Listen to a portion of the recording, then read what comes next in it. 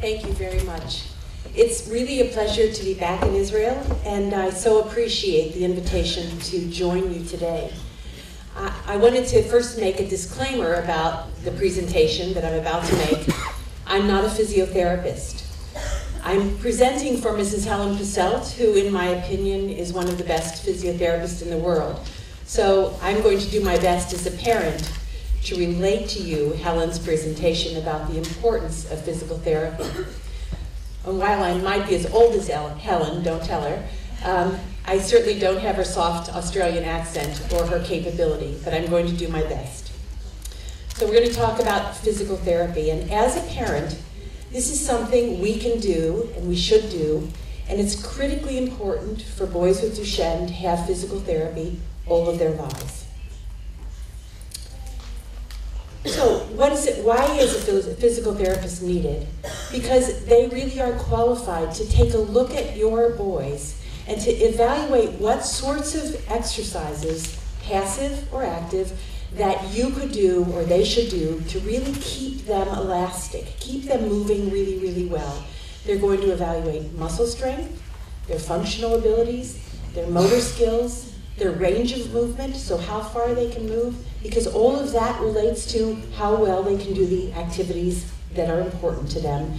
They're going to monitor their spine and their respiratory effort. So they're going to look at this young man in total to understand how he can best have the best quality of life possible. So regular assessments, going to the physical therapist and saying, how are we doing? What should we do differently is going to be critically important over time. So you want to, at the beginning of the diagnosis in the very early years, you have to think about what's happening here. So your son has a muscle disease, that his muscles are weak. And sometimes because of that weakness, what happens is that the rubber bands that move joints get contracted. And most specifically, the rubber bands around the tendons, around the ankles, behind the knees, and in the hips, you find them getting tight. And how you see them getting tight is some of the little guys will walk on their toes. So that's a sign that that tendon or that rubber band that moves the ankle joint is getting tight. And the idea is to keep it flexible.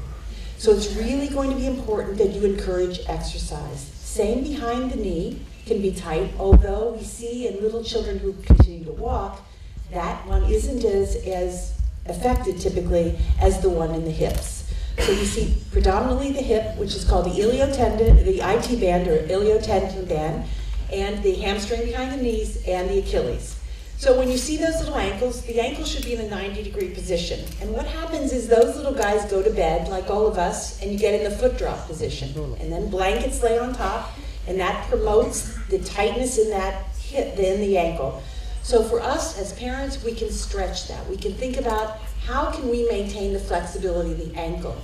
And one of the things that you can do is have your little one enjoy a game of stretching. So they can lean against the wall and do little push-ups against the wall and try to keep that elastic band just flexible. When they get in bed at night, you want to use we call them moon boots. But they're really braces to keep the foot in a 90-degree position so that the blankets don't encourage the contraction. So these are the things, and obviously some of the little guys don't like the idea of the moon boots, and it's annoying, and so you have to trick them as parents or bribe them. We bribe them as parents as well. So we might want to put the moon boots on after they're asleep. We might want to bribe them with some extra little half hour before they go to bed. So whatever you can do to encourage your little ones to keep that ankle in a good position both day and night, and active stretches are going to be very important because that relates to his flexibility, which maintains his ability to walk, and which really helps him over time. So it's those kinds of things that your physical therapist is going to assess. Some of these little boys like to sit like frogs. So they sit with their little legs crossed. Sometimes in the US we used to call that Indian position because politically correct, you're not allowed to say that anymore. You really have to think about the frog position. So that really means that some of those tendons around the hips are getting tight. Again, this is a place where you can remind them not to sit that way, and also to be able to stretch. And this is the guidance that your physical therapist is going to be able to do. So she or he is going to be able to help you understand what's getting tight and what needs a little bit of extra stretching. It's not quick stretches, it's really prolonged stretches that are going to maintain the elasticity of that rubber band or that tendon around the joints. Also swimming. Swimming is one of the best exercises the boys can do. First of all, because they can do it really well, and second of all, because it helps their breathing. So the more swimming you get, the more active stretching you get in the water, the better it is. So as parents, you have to be creative about how am I going to get this done, and how am I going to add this to our daily activities of life, because you all work, you all manage your other children, and stretching and swimming might be the very last thing you'd like to think about. So you try to incorporate it in daily life. If swimming is available, stretching. Sometimes the whole family has to stretch before they go to bed, just because that gets us all in the habit of stretching and makes it more of a game than an actual physical intervention in terms of medicine. So you want to kind of think creatively about how can I keep this little one stretched, how could I have him understand the need to stretch, and how can we make games of keeping these tendons elastic. So this really just goes in from Helen about what kind of assessments a physical therapist is going to do, how often they're going to do them, who you need to be doing them, and the rationale. So muscle strength is important. Here you have a picture of Helen looking at the tendon that moves the ankle joint. And she's assessing what kind of flexibility is there. So this is something your physical therapist is going to do. And if there is tightness, they're going to recommend stretches, creative stretches, prolonged stretches, anything that we can do to keep the flexibility here, because this keeps the little ones on their feet. So what's the best exercise? Because if it's sort of intuitive, if you're weak, people that don't know about Duchenne kind of say, well, you would need to do strength building. But actually, because the muscles really aren't going to be, they're not really built to be strength building at this moment. The best kind of exercise is done in water, where there's no active resistance on those muscles. You want to do age-appropriate activities, and you don't want to get them to lift weights in any way, because that is detrimental to the muscle. So you want to think about these muscles are not as strong. They have no dystrophin, which is the fundamental protein, sort of like the walls of that muscle are not strong enough to bear weight. So you want to look at exercise that's going to be able to help them stretch and keep flexible, but not to be demanding on their muscles. So this is how Helen would explain it. Load, load, no gravity. Eccentric exercise is not recommended in Duchenne. So going up and down the steps is not going to make your son stronger. It's not going to be helpful. So if you can avoid steps, that's helpful. No weight-bearing exercises. So they have to be concentric exercises. Muscles are shortening as they fire, so you want to be careful about those. Non-weight-bearing. Bicycles are good, especially on flat surfaces, because that is flexibility in the ankles and the hamstrings and the hips, but it doesn't add extra load. So you want to be thinking about this. And you know what else I find about these little ones is they really monitor themselves. So they may say to you, my muscles are tired. If they're tired, they're tired. It's time to rest. So don't think the more you exercise, the better it's going to be. They really do self-moderate quite well. So when your little son wants to sit down, I think that's quite acceptable. Exercise in the pool is critical. This is family fun. This is not designed to be an exercise routine. It's designed to be fun. So the more fun you can have, you can toss each other around in the pool, you can go underwater. That really helps the diaphragm, helps all the muscles move because it's not load-bearing. Stretches. We just talked about active and passive stretches. Active is when you might get your little son to help with his own exercises. This could be leaning against the wall and getting that flexibility in the ankle.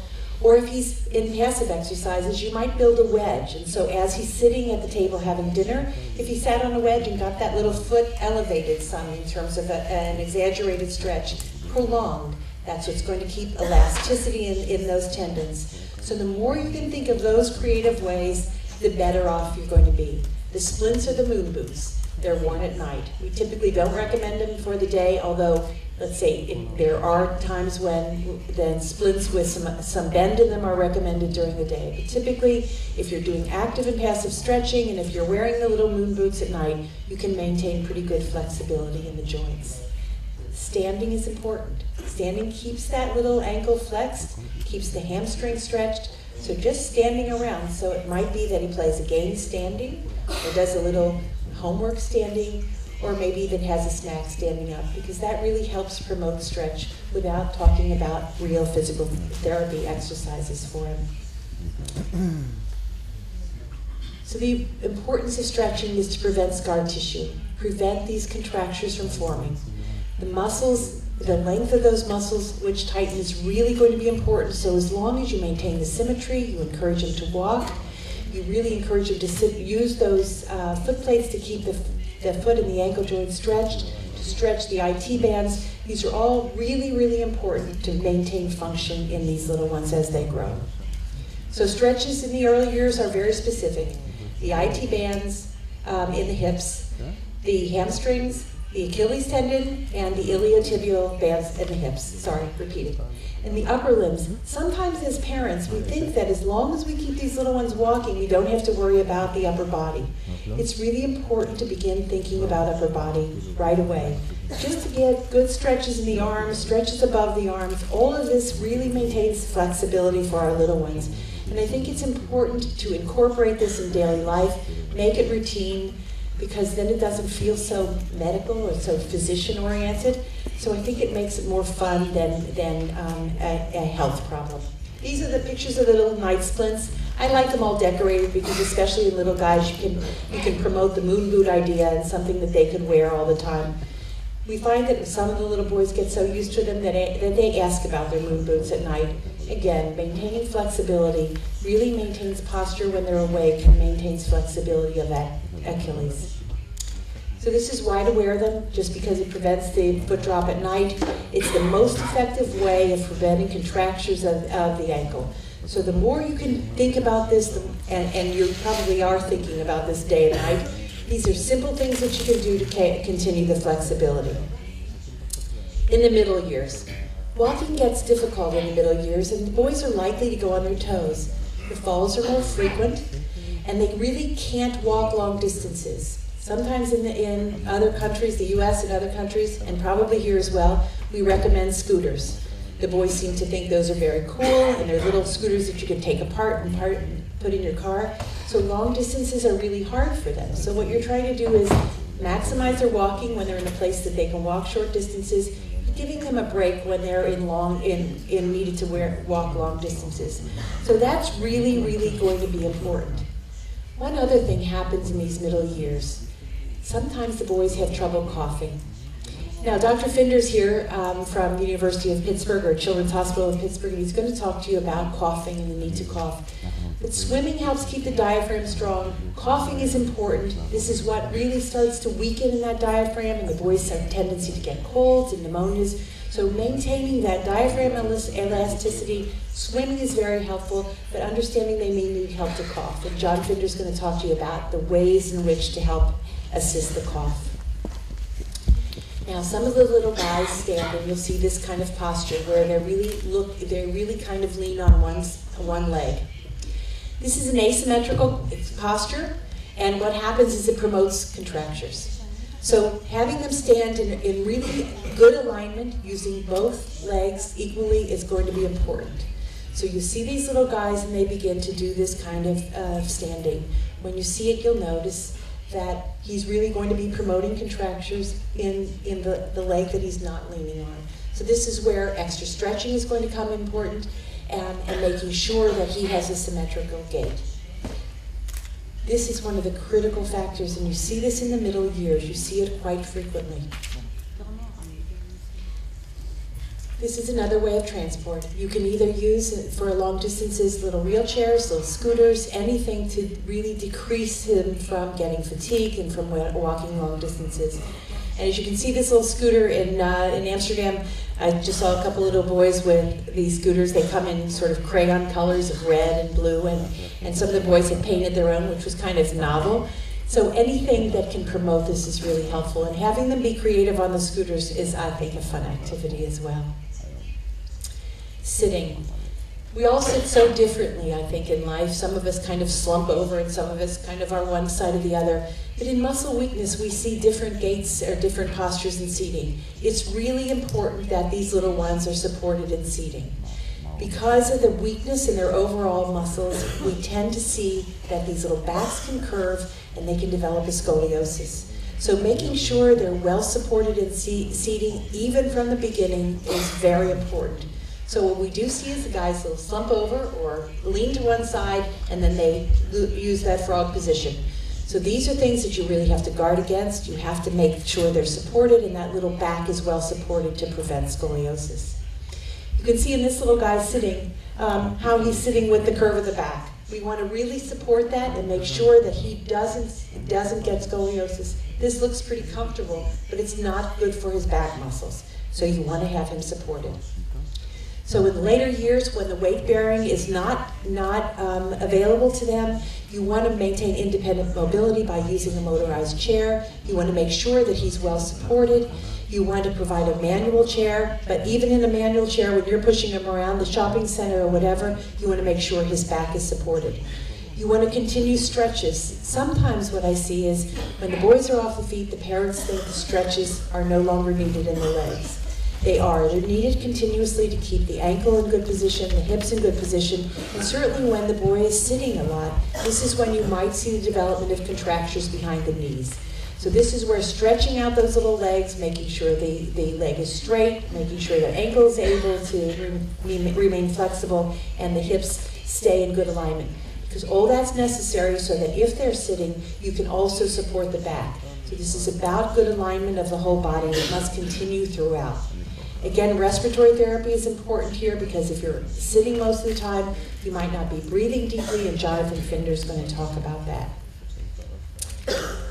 So this is going to talk about what sort of posture and how we look at posture and how we support the boys when they're in the chair. This is critically important because scoliosis surgery is pretty tough surgery, and we like to avoid it if we can at all costs. So this is where support for the trunk is critically important in the chair. And Helen's done this really nice diagram for you, and it shows the weight of the gravity through the erect spine. So in this case, we're going to provide much different support for the boys. And as you can see, we look at the center of gravity, and we really support the back. We have a 5 to 10 degree recline, we support the head. This is just to maintain the integrity of the spine and to prevent scoliosis. So these are important things for you to discuss with the physical therapist and the occupational therapist because they're the ones who are going to be doing these measurements and assessing how your son is seated and how his back is supported. So this is a very important step for parents to take and think about, is he supported well, is he comfortable, and it's going to be a different position perhaps in a chair than you might feel comfortable in. Again, we're looking at how the assessments are made by the physical therapist. Because Duchenne is in need of constant support, you have to also think of the hands and arms. Because when muscle is weak, we also see changes in the arms and the wrists and the fingers. So you're going to have to think about stretching those fingers and making sure the fingers are straight and stretching them out, also the ankles, and also the ability to turn your hand over. Because those are things we don't ordinarily think about, and when they're lost, they result in loss of function. And boys like to do the texting, they need to feed themselves, they need to have range of motion. So these are all things that you're going to have to be thinking about with your physical therapy, making assessments, and doing appropriate interventions to keep their little hands and arms and wrists in good condition. Water therapy is wonderful at any age. I think for all of us, getting in a warm pool there's nothing more fun and more energizing. So for our sons, this is a place where they can swim all of the time, all of their lives, and you have gorgeous water around you, so I think you have a real advantage for swimming and for playing on the beach. Andrew Bag, Jonathan Finder's going to talk about this. This is a simple way to assist cough. It might look a little scary, but the Andrew Bag is just going to insert some pressure to help the boys get a deep breath and to be able to cough out secretions. We like to keep them around and make use of them during colds, even when they're little, because it gets them sort of in the frame of reference that this isn't harmful, this isn't scary, this is just going to help with a cough. So these are sorts of things that we can incorporate in daily life that don't make things seem so difficult, and getting used to them early on doesn't make them scary in an emergency or an acute phase. So these are things you want to be thinking about. The cough assist machine Jonathan Finder's going to talk about. This is a machine that really has been helpful over time and probably one of the best devices that's used in Duchenne muscular dystrophy. I think it should be used all through surgical interventions throughout for adults and children, but this has been really, really, really helpful for Duchenne. Again, it's a machine you can bring in your house to assist with coughing of these kids. It prevents pneumonias, which prevents hospitalization, and really promotes good breathing. So this is something that feels kind of medical and kind of scary, but again, introducing it early, using it often, using it routinely with colds and coughs, and prevent pneumonias and prevent hospitalizations. So I think when we look at Duchenne, we really have to think prevention. You have to think of stretching those joints, stretching those arms and legs, good posture, making sure that you can clear the airway so these little boys just remain healthy and out of the hospital. This is what you can expect of a PT. You can't expect it of me. They're going to do real measurements. They're going to look at your son, assess him. They're going to look at his range of motion, look at his posture, look at his gait, think about equipment needs, think about respiratory needs, think about promoting activities of daily living and how he can manage those through a lifetime. They're going to talk about exercise. How much is too much? That's a line probably no one of us knows at this moment. We just know that over-exercise isn't good. And for all of our little boys, especially when they start young and they start on steroids and they seem to have this wonderful push about running around and certainly the energy that steroids provides, maybe over-energy in many cases, it's where to draw the line and where to help them draw the line. And I also think you have to think about, these are little boys. These are young boys, and they want to be active. So I don't think you can be, as a parent, put them in a bubble and say you can't move until some other day. Right? You have to kind of think about what makes sense, preserve their energy, guard against fatigue, maintain elasticity, and make sure that they enjoy their lives. So you can't be so restrictive that if you see a step, you decompensate and fall on the ground and say, don't do the step, right? You just don't want to make it routine. So it's about maintaining quality of life. And I think that for all of us, with Duchenne muscular dystrophy, quality of life is critical. Your family is critical. You have to have fun, you have to have hope, and you have to play. And you have to kind of think about these things in the back of your mind, maintaining elasticity, promoting good cough, promoting good balance, really promoting the ability to kind of conserve energy with scooters and fun things to do. Those are the kinds of things you have to have on your mind. It's that your physical therapist and your occupational therapist are who are going to give you the guidance and to be able to do those very meticulous assessments about where you are. I think the PT is important for school. I don't know about you, but the first day I had to walk into my son's school and say the word Duchenne muscular dystrophy out loud, I thought I was going to crumble doing it. So this is where the physical therapist can help you with this. They can help you sort of pave the way. Talk about the things that are necessary today. I think when we have Duchenne, we tend to want to go through the whole process in 5 minutes, right? This is what's going to happen, and we get into the position of predicting what we've heard. You just need to deal with today. Here's my son, here's where he is today. What can I do to promote his good health, keep him elastic, and keep his function? Don't think about what might happen in 20 years. Things are dramatically changing, lots of hope in the field, so I think if you take a day at a time, or a minimum of a week at a time, it's going to be much easier and much better to deal with, and certainly promote hope and health in your sons. So those are the things you have to keep in your mind. Let the PTs, that's what they're trained for, they do the assessments. This is from Helen and from me. I hope you've learned something here. Duchenne is hopeful. The field is changing. The boys are wonderful. They're happy all of their lives. It's as parents, our anxiety builds, and we tend to really get frightened. Just build physical therapy into your everyday life. Make it fun. Make all of the members of your family do physical therapy. It's good for them, and your son will learn that it's part of the routine of life that we promote health. Thank you.